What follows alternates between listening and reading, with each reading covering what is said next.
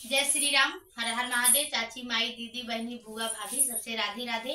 आप लोग के बीच में एक नाच गीत लाइल बानी। आप लोग अच्छा लगे कमेंट बॉक्स में जरूर बताइए। और नए हुए तो हमारे चैनल के सब्सक्राइब, लाइक, शेयर जरूर करिए। आप लोग नया चैनल बने हुए तो कमेंट बॉक्स में अपन चैनल कमेंट करिए। आपके चैनल हमारे चैनल पे आ जाइए, हम ग्रो कर ले। चलते हैं, शुरू करते हैं, नाच के देते हैं। जामुन चुवैया नैया बिनन चली, जामुन चुवैया नैया बिनत चला, जामुन चुवैया नैया बिनत चला, जामुन चुवैया नैया बिनत चला। सास कहाँ बिनिला ससुर कहाँ बिनिला, सास कहाँ बिनिला ससुर कहाँ बिनिला, सैया मारे सनकारी भीतर चला, हमारे सनकारी भीतर चला।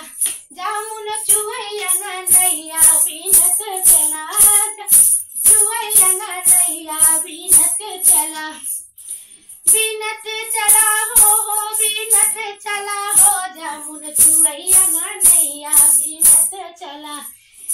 अरे जेठ कहाँ बिनिला, अरे जेठ कहाँ बिनिला, जेठान कहाँ बिनिला, जेठ बिनिला, जेठान कहाँ बिनिला, सैया मारई माटकिया भीतर चला, सैया मारई माटकिया भीतर चला। जामुन चुवैया नैया बिनत चला, चुवैया नैया बिनत चला। अरे देवर कहाँ बिनिला, ननद कहाँ बिनिला, देवर कहाँ बिनिला, ननद कहाँ बिनिला, सैया मारई माटकिया भीतर चला, मारई माटकिया भीतर चला।